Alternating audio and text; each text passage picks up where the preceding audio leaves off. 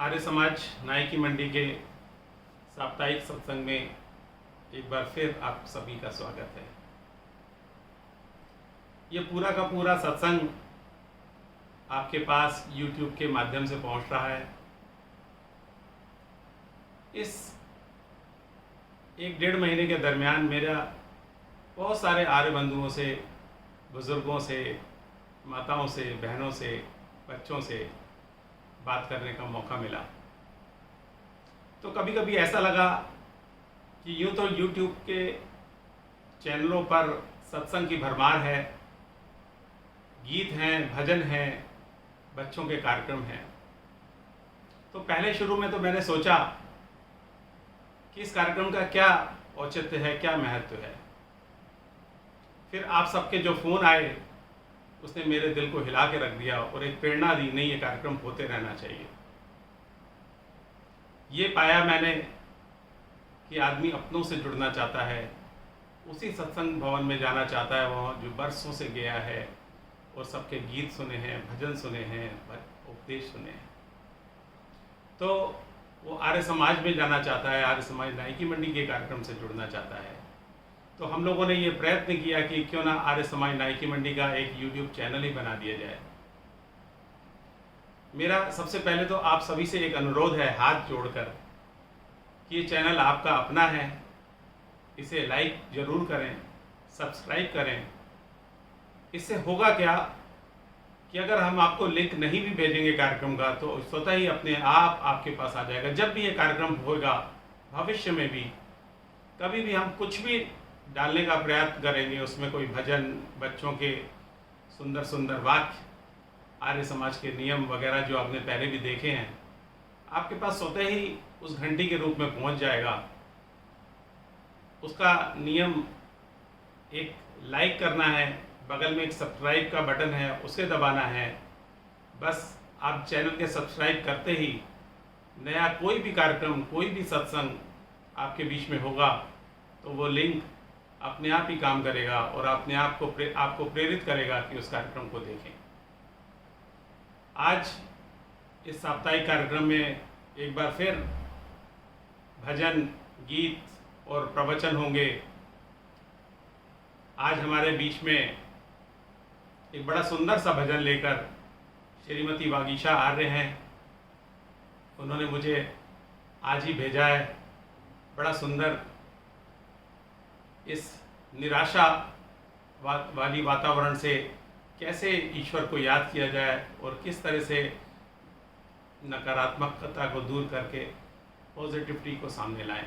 इस तरह का एक सुंदर सा भजन बगीचा आर्य के द्वारा। उसके बाद श्री अश्वनी दुबे जी जो आपके बीच में अक्सर रहते हैं, स्वाध्याय भी उनका रहता ही है, आर्य समाज के प्रति उनका विशेष रुचि है और आर्य समाज नायकी मंडी के तो वो संयोजक भी हैं। उनका एक प्रवचन आपके बीच में होगा। पिछले दिनों मुझे आचार्य सतीश सत्यम जी कह रहे थे, उन्होंने कोरोना पे एक गीत लिखा है और उनका कहना था कि आप आर्य समाज नायकी मंडी के माध्यम से उस गीत को भी डालो। हालांकि उन्होंने अपना YouTube चैनल में डाला है, लेकिन वो प्रार्थना कर रहे थे कि एक बार इस गीत को अपने आर्य समाज नायकी मंडी के कार्यक्रम में भी स्थान दें। तो उसके बाद उनका एक गीत होएगा, आगे का कार्यक्रम फिर हम करेंगे। तो सबसे पहले मैं बागीशा जी को बुलाना चाहता हूँ, उसके बाद का कार्यक्रम के लिए अश्वनी दुबे जी और आचार्य जी, आप इनको सुने और आगे का कार्यक्रम के लिए फिर मैं उपस्थित होता हूँ।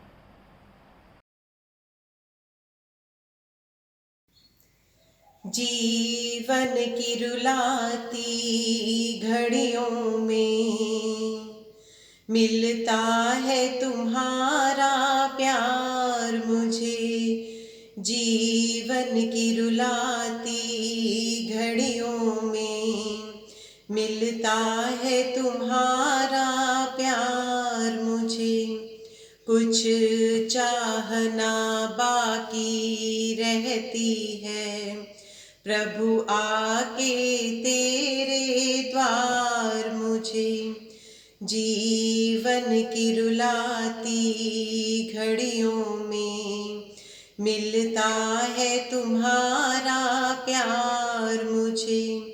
जीवन की रुलाती घड़ियों में मेरे दिल के गगन पर आके कभी जब गम की घटा छा जाती है, मेरे दिल के गगन पर आके कभी जब गम की घटा छा जाती है, एक पल में कहीं से तेरी दया तब बन के हवा आ जाती है। तुझे रक्षक सबका कहने में फिर क्यों हो भला इनकार मुझे। जीवन की रुलाती घड़ियों में मिलता है तुम्हारा प्यार मुझे। जीवन की रुलाती घड़ियों में प्रभु दर पे तेरे आने वाला झोली अपनी भर लेता है। प्रभु दर पे तेरे आने वाला झोली अपनी भर लेता है। तेरे दर से प्रभु मैं क्या मांगूं, बिन मांगे तू सब कुछ देता है। जो तेरी इच्छा है दाता, हर दम है वही स्वीकार मुझे। जीवन की रुलाती घड़ियों में मिलता है तुम्हारा प्यार मुझे। कुछ चाहना बाकी रहती है, प्रभु आके तेरे द्वार मुझे। जीवन की रुलाती घड़ियों में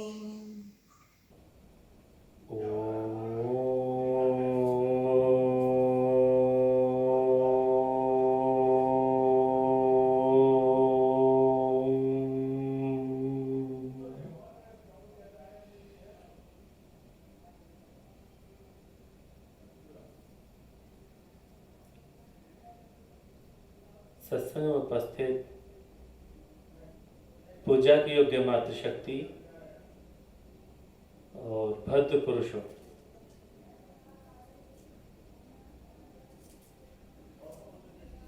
बड़ा ही सौभाग्य होता है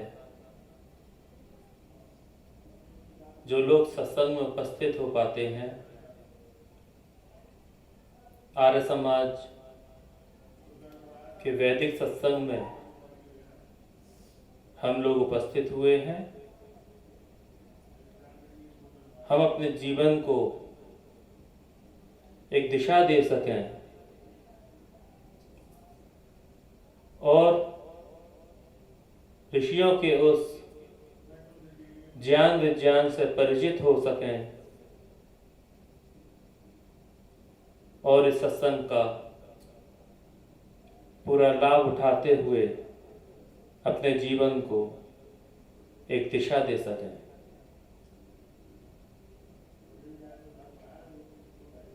याद रखना,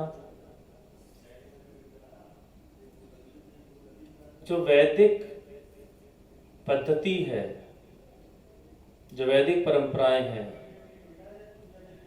जो वेद का ज्ञान है, जो परमात्मा ने ऋषियों के माध्यम से पूरे संसार के लिए दिया, उस वेद के ज्ञान में संस्कारों पर बहुत बल दिया गया। वेद के ऋषि ने बहुत घोषणा की कि किसी भी जन्म लेने बालक का अगर उचित संस्कार किया जाए तो निश्चित मानव से महामानव बन सकता है। वर्तमान में यह सारी समस्या पूरे विश्व की है। सरकारें योजनाएं बनाती हैं, सड़कें बनाती हैं, कारखाने बनाने की योजनाएं बनाती हैं ताकि व्यक्ति की रोटी, कपड़ा और मकान की जो समस्या है वह दूर हो सके। 5 वर्षीय योजना, 10 वर्षीय योजना, परंतु यह प्रश्न यह उठता है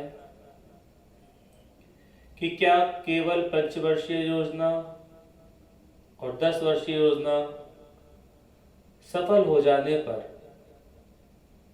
रोटी, कपड़ा, मकान, अगर यह है समस्या मनुष्य के दूर हो जाए तो क्या मनुष्य के जीवन में शांति आ जाएगी? आज जितना उपद्रव वह लोग फैला रहे हैं जिनके पास अथाह दौलत है।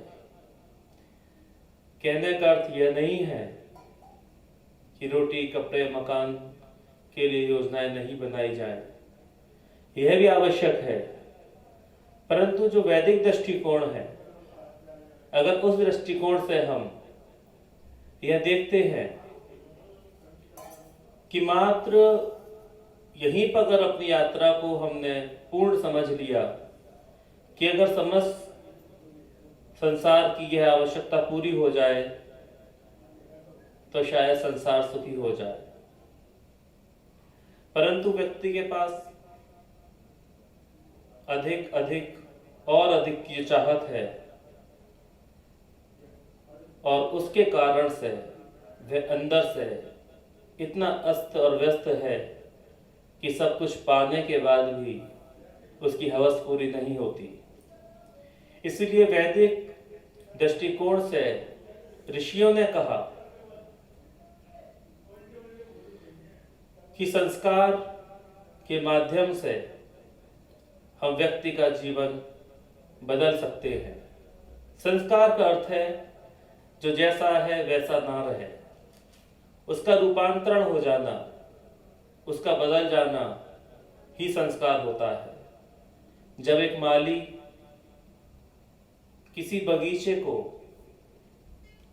साफ करता है, उसकी जो खराब पत्तियां हैं उन्हें हटाता है, उसमें झाड़ू लगाता है, घास को साफ करता है, कांटे बिछे हैं उनको हटाता है, वो जो मुरझाए हुए पेड़ हैं, पौधे हैं, सूखे हुए पौधे हैं उनको हटाता है, और नए नए वृक्षों को, नए नए पौधों को जब वो लगाता है तब वह उस बगीचे की, उस बाग का संस्कार कर रहा होता है। ठीक इसी प्रकार ये भौतिक संस्कार हुआ, लेकिन हमारे ऋषियों ने जिस संस्कार की बात करी वे आध्यात्मिक संस्कार है। उससे मनुष्य नहीं रहकर देवता की श्रेणी में आ जाता है। परंतु 16 संस्कार की परंपराओं वाला ये देश आज कहाँ और क्यों आकर खड़ा हो गया, यह प्रश्न चिन्ह लग जाता है। जन्म जन्मांतरों के संस्कारों को और माता पिता के संस्कारों को जब लेकर कोई जीव जन्म लेता है तो 16 संस्कार की परंपराओं से उसको बांध दिया जाता है, और जितनी वैज्ञानिकता वैदिक दृष्टिकोण से वैदिक पद्धति में है, उस वैज्ञानिकता के कारण उस एक बालक को इस प्रकार से बांध दिया जाता है जैसे बांध के बीच में पानी को रखा जाता है। जन्म से होने से पूर्व ही 3 संस्कारों का उल्लेख है, और 7 और 8 वर्ष तक की उम्र में वेदारंभ तक 11 संस्कार बच्चों के, बालकों के किए जाएं, ऐसा ऋषियों का मानना है। जब कोई स्वर्णकार किसी सोने को भट्टी में पकाता है, ठीक उसी प्रकार संस्कार रूपी भट्टी में जो भी बालक पकता है वो निश्चित ही बहुमूल्य, बेशकीमती हो जाता है। और संस्कारों से घेर कर जब उसके जीवन में ईमानदारी, सच्चरित्र, जितेंद्रियता, करुणा, दया और सभी भावों को जब भरा जाता है तो वो व्यक्ति मानव नहीं, देवताओं की श्रेणी में आ जाता है। सुप्रसिद्ध वैज्ञानिक आइंस्टीन ने अपने अंतिम क्षणों में यह बात करी थी कि विज्ञान ने बहुत तरक्की की और विज्ञान बहुत ऊपर तक पहुंचा, और भविष्य में विज्ञान बहुत तरक्की करेगा, परंतु अगर विज्ञान एक अच्छे मानव का निर्माण नहीं कर सका, एक श्रेष्ठ व्यक्ति का निर्माण नहीं कर सका, तो विज्ञान के ये सारे आविष्कार विनाश के कारण होंगे। इसीलिए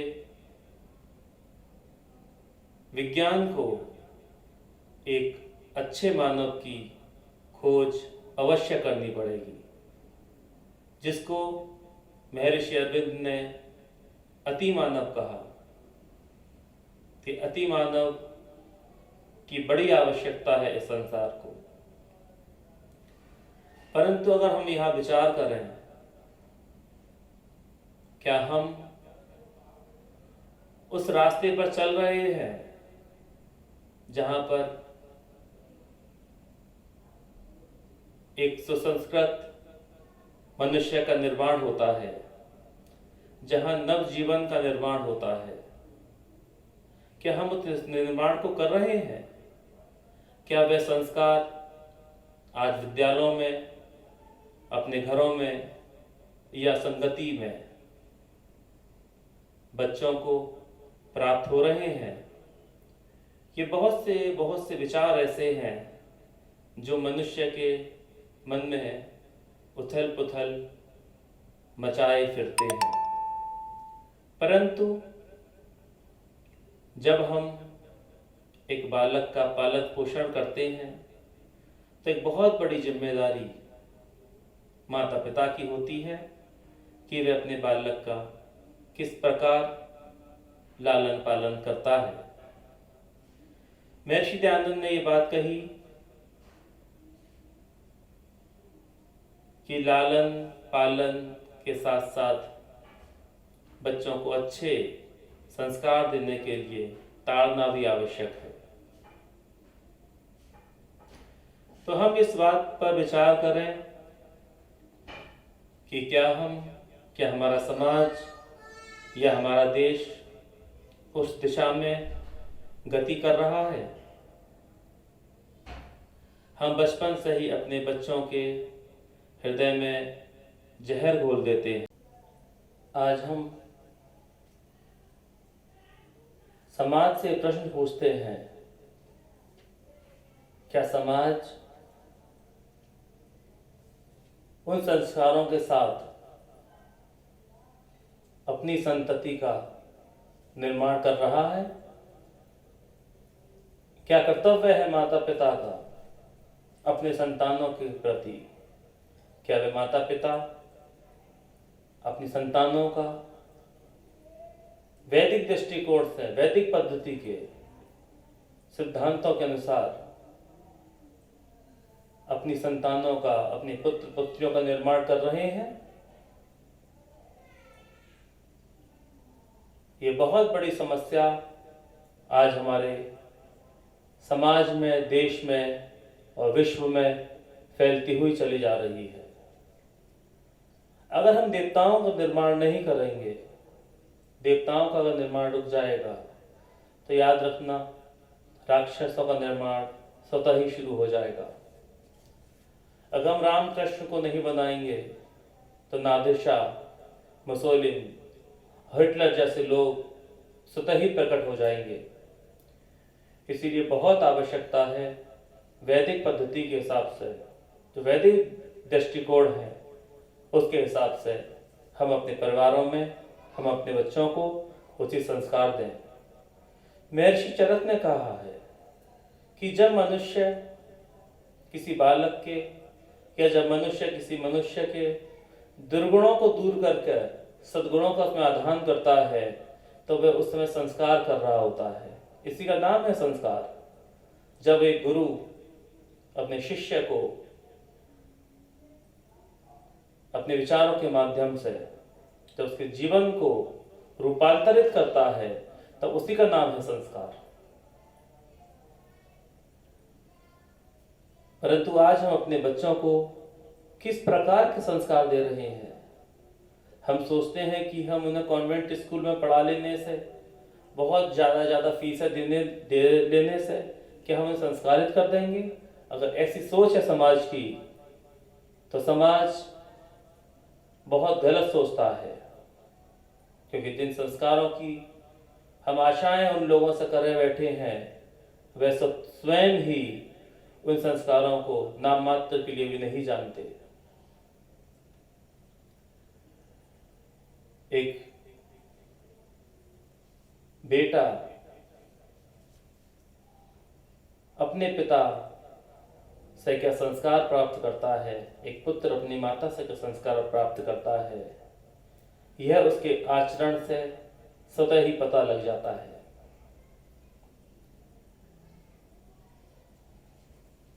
एक बालक से मैंने पूछा कि तुम कितने वर्ष के हो? उसने कहा घर पर 7 वर्ष का हूं और बस में 5 वर्ष का हूं। उसके बाप ने बचपन में ही उसको सही रास्ते पर लगा दिया। हम अपने बच्चों में जहर घोलते चले जा रहे हैं और हमें पता भी नहीं कि हमने कब उनका जीवन, कब उनका बचपना, कब उनकी मासूमियत हमने जहर पिला पिला के समाप्त कर दी। एक बालक पेड़ पर चढ़कर आम तोड़ रहा था, तभी उस पेड़ का मालिक आता है, बगीचे का मालिक, और दूर से चिल्लाता है कि अरे बालक, तू चोरी करता है, मैं तेरे घर जाता हूं, तेरे पिताजी से कहूंगा। और वो जोर से उसको देखते ही उसे घर की तरफ जाता है। वो जल्दी से पेड़ से उतरता है, उसके पीछे पीछे जाता है। अरे रुको, आप कहाँ जा रहे हैं, आप कहाँ जा रहे हैं? लेकिन वो नहीं रुकता। वो कहता है मुझे मालूम है, तू मुझे इसलिए रोकना चाहता है जिससे मैं तेरे पिता से शिकायत ना करूं और तुझे डांट ना लगे, लेकिन ऐसा नहीं है, मैं शिकायत करूंगा। वो भागता हुआ जाता है, भागता हुआ जाता है। जब दरवाजे पर उसके घर पर पहुंचता है और कुंडी खटखटाता है तो अंदर से कोई आवाज नहीं आती। फिर बालक कहता है कि मैं आपको रोक तो रहा था वहीं पर बगीचे में, आप पिताजी से मिलने यहाँ चले आए। पूछता है कहाँ है पिता? बोला वहीं तो खड़े थे पेड़ के नीचे, मैं आम तोड़ रहा था। वो थैला खोल के खड़े हुए थे, मैं उनके थैले में आम डालता चला जा रहा था, आपने नीचे देखा ही नहीं, आप तो मुझे देख के सीधे भाग आए। छोटी सी उम्र में ही दूध के साथ जहर देने का काम हम लोग कर देते हैं। हम इस प्रकार उनके सामने पागल हो जाते हैं क्रोध से, और उठा पटक करके उनको इस प्रकार की भाषा, इस प्रकार मारने लगते हैं कि उस क्रोध का उनके मस्तिष्क पर क्या संस्कार पड़ता है, इसका हम अंदाज भी नहीं लगा सकते। इसीलिए बचपने में ही उन बच्चों का बचपना छीन लेना ये बहुत बड़ी हिंसा है। और जो व्यक्ति इस प्रकार का व्यवहार अपने बच्चों के सामने करता है, जब कोई से मेहमान आता है तो बड़ा मीठा बोलता है, आइए जी आइए, और स्वागत में क्या किया जाए, क्या खाएंगे। और जब वह मेहमान चला जाता है वे पीछे से जो बुराइयां करते हैं उसकी, ये ऐसा था, ये ऐसा था। और इस आचरण को जब बच्चे देखते हैं तब आप जान सकते हैं कि उनके कोमल मस्तिष्क पर हम कितने कितने कुसंस्कारों को डाल रहे हैं, इसका क्या प्रभाव पड़ेगा हम नहीं समझते। इसलिए याद रखना, जो भी माता और पिता अपने पुत्र या पुत्री को अच्छे संस्कार नहीं देते, वैदिक संस्कार नहीं देते, उनके अंदर ईमानदारी, पवित्रता, जितेंद्रियता, दया, करुणा, दान, स्वाध्याय, सेवा, सत्संग, यज्ञ, इनकी जो शिक्षाएं नहीं देता, यानी भौतिक शिक्षा तो देता है, उसको इंजीनियर बनाना है, उसे चार्टर्ड अकाउंटेंट बनाना है, या उसे साइंटिस्ट बनाना है, या उसको एक अच्छा बिजनेसमैन बनाना है, ये शिक्षाएं तो देता है। लेकिन इसके साथ साथ जो आध्यात्मिक शिक्षा नहीं देता, वो माता पिता अपने बच्चों के दुश्मन होते हैं, वो माता पिता कहलाने के अधिकारी नहीं होते। जो भी माता पिता अपने बच्चों को शिक्षा ही ना दे सके अध्यात्म की, वो स्वयं भी रोते चीखते हुए चले गए संसार से, और इसी प्रकार उनके बच्चे भी परेशान रोते चीखते चले जाएंगे। इसलिए समय रहते बहुत आवश्यकता है कि हम वैदिक दृष्टिकोण से स्वयं भी संस्कारित हों, अपनी संतानों को भी संस्कारित करें। संकेत के रूप में ही मैंने समझाया है, गर्भाधान से लेकर जो अंत्येष्टि संस्कार है, हर संस्कार की वैज्ञानिकता हम बता सकते हैं, लेकिन इस समय इतना समय नहीं है कि एक एक संस्कार को हम खोलकर बताएं। आप लोगों ने प्रेम से सुना, इसका आपको बहुत बहुत धन्यवाद।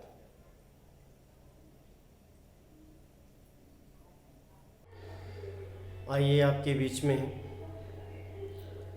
जो महामारी कोरोना वायरस चल रहा है उसके विषय में एक गीत मैंने लिखा, वो आपके सामने प्रस्तुत करता हूँ। कोरोना अब गुजर रहा है गांव शहर चौबारों में, लेकिन इससे बचना चाहो तो मत जाओ बाजारों में। कोरोना अब गुजर रहा है गांव शहर चौबारों में, लेकिन इससे बचना चाहो तो मत जाओ बाजारों में। कोरोना वायरस ये देखो चीन देश से आया है, हाहाकार मचा दुनिया में सारा जग थर्राया है। हाहाकार मचा दुनिया में सारा जग थर्राया है।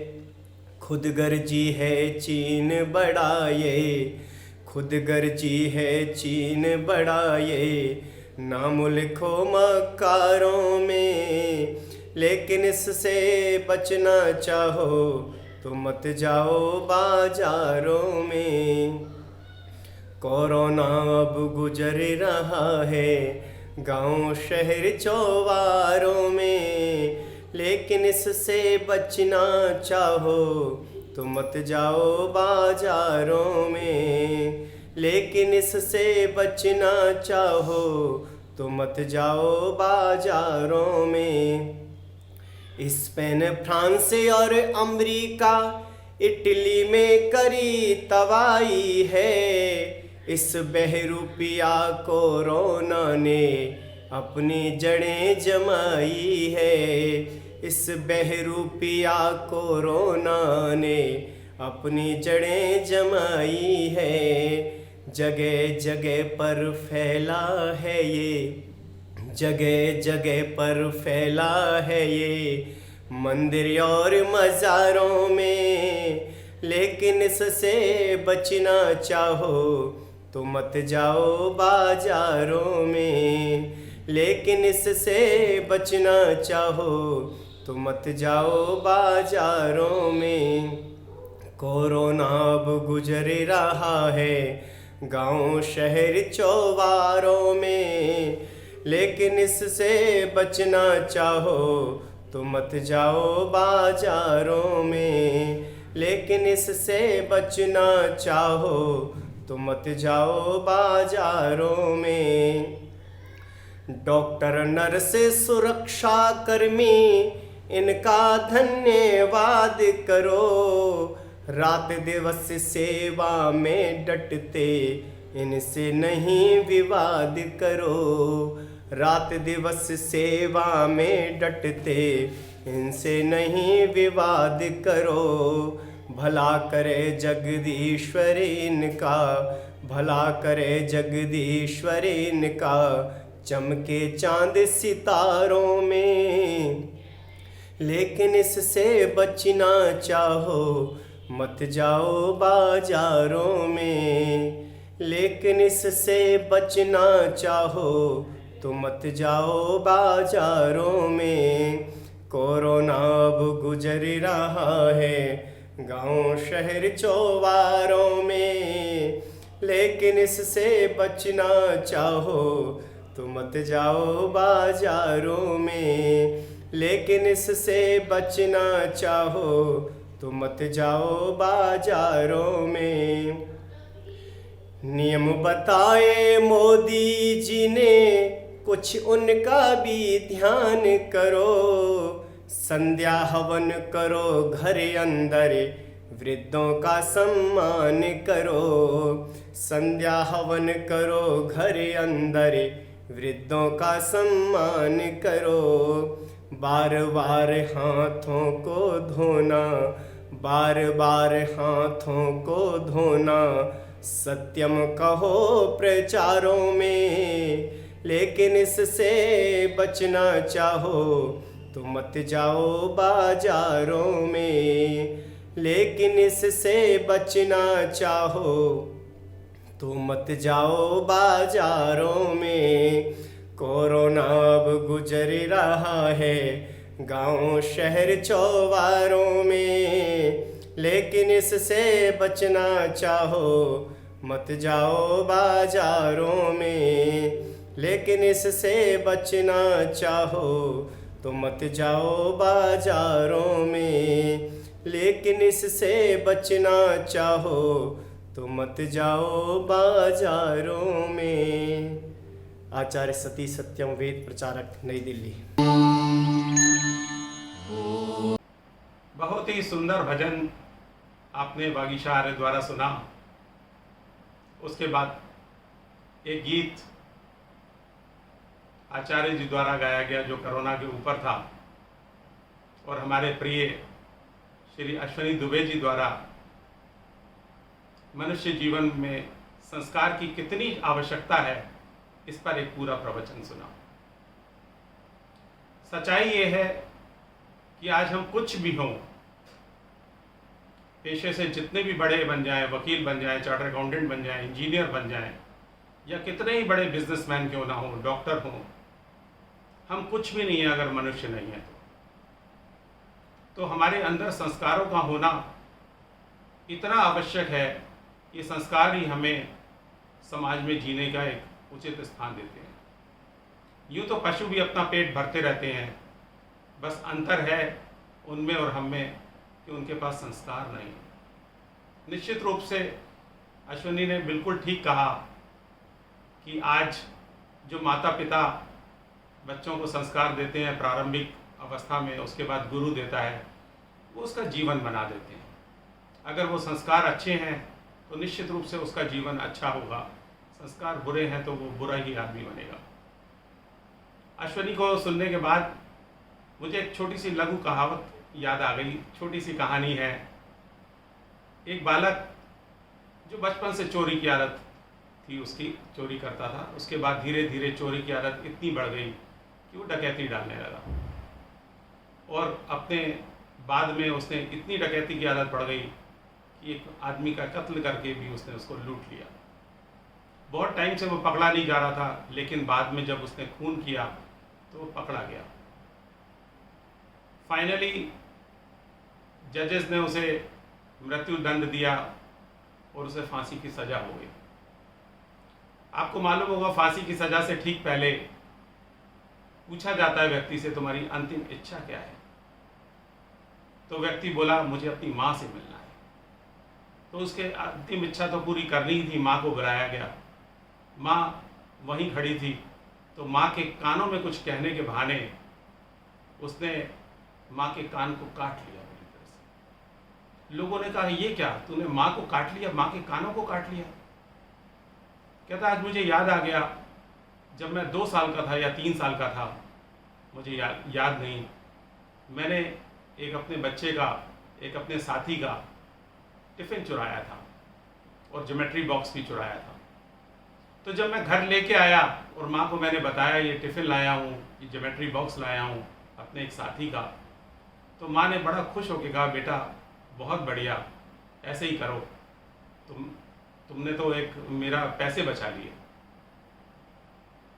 कहने का ये मतलब है कि अगर माता पिता के संस्कार जैसे होंगे वैसे ही मनुष्य बनता है, उसी तरह से उसको आचरण करता है, उसी तरह के संस्कार उसको मिलते हैं। पिछले दिनों आर्य परिवार के बहुत सारे बच्चों ने एक बार फिर से ईश्वर स्तुति प्रार्थना उपासना के मंत्रों से हमें गदगद कर दिया। सभी बच्चों ने एक एक मंत्र भेजा। मैंने विकास आर्य को बोला था ये काम करने के लिए कि कम से कम 8 बच्चों को, क्योंकि 8 स्तुति प्रार्थना के मंत्र हैं, वो भेजो। तो इस तरह से वो 8 बच्चों ने अपनी आवाज़ में, अपनी अच्छी शैली में, भावार्थ समेत हमें भेजे, और मेरी बिटिया कृति खुराना ने उसको एक गुलदस्ते की भांति प्रस्तुत किया, और वो 8 मंत्र बहुत अच्छे तरीके से पिरो के, वो भी आज आप इसी कार्यक्रम में सुनेंगे।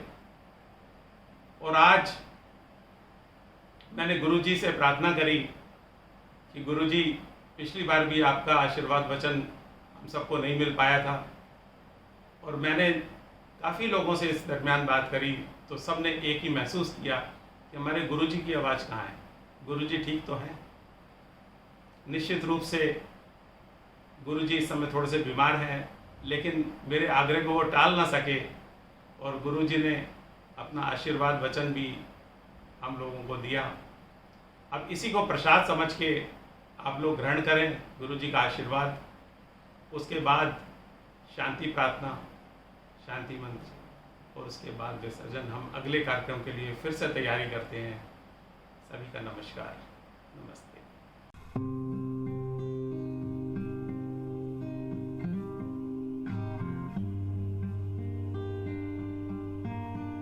प्रस्तुत है स्तुति, प्रार्थना और उपासना मंत्र। ये 8 मंत्र ऋषि दयानंद जी ने मानव जीवन के उत्थान के लिए फूलों के गुलदस्ते के रूप में भेंट किए हैं। अब जानते हैं स्तुति, प्रार्थना और उपासना के बारे में। स्तुति में हम सत्य गुणों के आधार पर ईश्वर की प्रशंसा करते हैं। प्रार्थना से हमारे जीवन में विनम्रता आती है और अहंकार और अभिमान नष्ट हो जाता है। उपासना से हम ईश्वर के समीप होते चले जाते हैं। तो आइए सुनते हैं स्तुति, प्रार्थना, उपासना के ये 8 मंत्र और उनका भावार्थ। ओम विश्वानि देव सवितर्दुरितानि परासुव यद्भद्रं तन्मे आसुव। अर्थात तू सर्वेश सकल सुखदाता, शुद्ध स्वरूप विधाता है। उसके कष्ट नष्ट हो जाते जो तेरे डिग आता है। सारे दुर्गुण दुर्व्यसनों से हमको नाथ बचा लीजिए। मंगलमय गुण कर्म पदार्थ प्रेम सिंधु हमको दीजिए। ओम हिरण्यगर्भा समवर्तिताग्रे भूतस्य जाता पतिरेक आसीत् सदाधार पृथ्वी त्यामुते मां कस्मै देवाय हविषा विधेमाम्। अर्थात तू ही स्वयं प्रकाश सुचेतन सुख स्वरूप शुभत्राता है। सूर्य चंद्र लोकादि को तू रचता और टिकाता है। पहले था अब भी तू ही है, घट घट में व्यापक स्वामी। योग भक्ति तप द्वारा तुझको पावे हम अंतर्यामी। ओम या आत्मदाः बलदा यस्य विश्व उपासते वशिषं यस्य देवा यस्य छाया अमृतं यस्य मृत्युः कस्मै देवा यह विषा विधेमा। अर्थात तू ही आत्मज्ञान बलदाता, स्वेष्ट विद्य जन गाते हैं। तेरी चरण शरण में आकर भव सागर तर जाते हैं।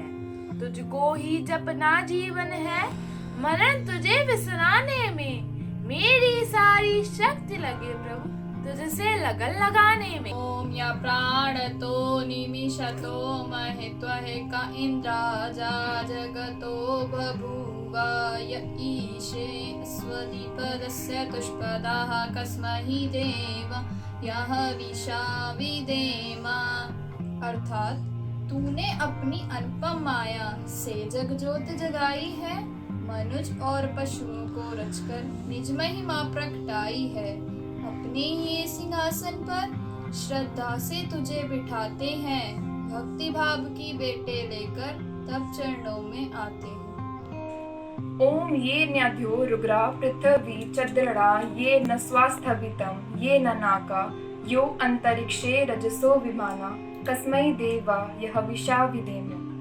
अर्थात तारे रविचंद्रादिक रचकर निज प्रकाश चमकाया है। धरणी को धारण कर तूने कौशल अलख लखाया है। तू ही विश्व विधाता पोषक, तेरा ही हम ध्यान धरे। शुद्ध भाव से भगवन तेरे भजनामृत का पान करें। ओम प्रजापते न त्वदेतान्यो विश्वा जातानि परिता बभूव यत्कामास्ते जुहुमस्तनो अस्तु वयं स्याम पतयो रहिणाम्। अर्थात तुझसे भिन्न कोई जग में, सब में तू ही समाया है। जड़ चेतन सब तेरी रचना, तुझ में आश्रय पाया है।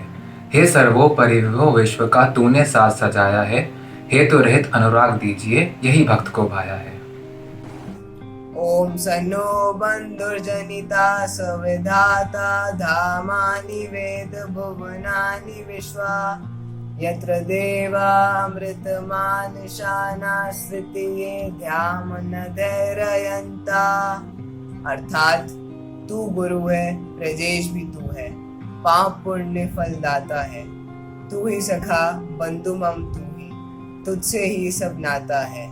भक्तों को इस भव बंधन से तू ही मुक्त कराता है। तू है अज अद्वैत महाप्रभु, सर्वकाल का ज्ञाता है। ओम अग्ने नय सुपथाराय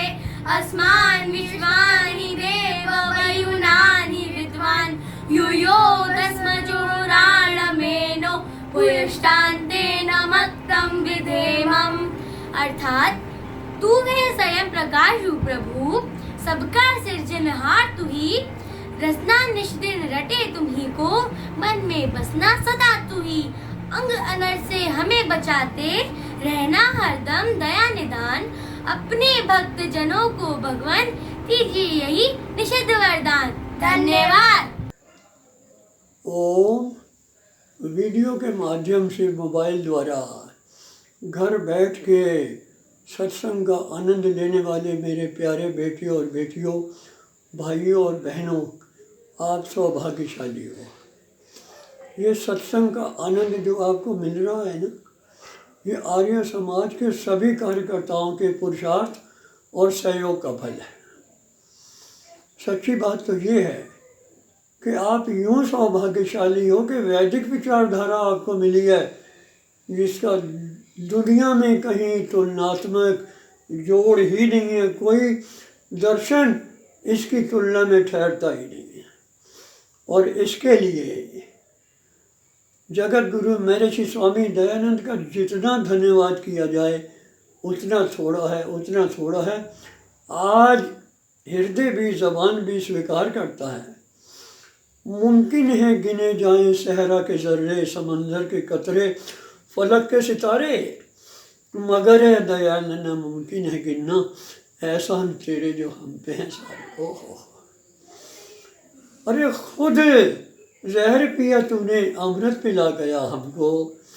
आज सब अपने अपने मन में वचन दो अपने आप को कि दयानंद के वीर सैनिक बनेंगे, दयानंद का काम पूरा करेंगे, ध्वजा ओम की हम लिए फिरेंगे, इसी के लिए हम जिएंगे मरेंगे, इसी के लिए हम जिएंगे मरेंगे।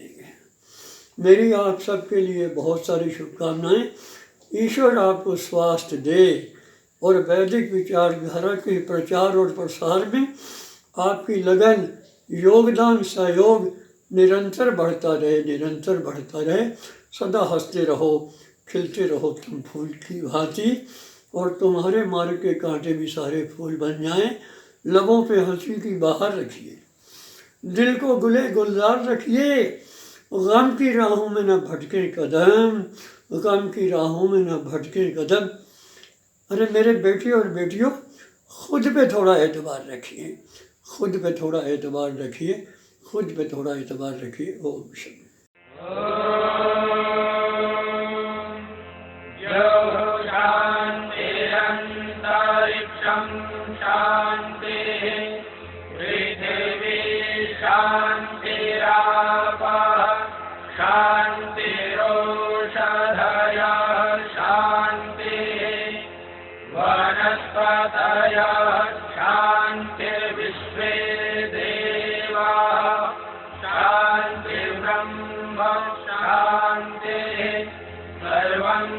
शांति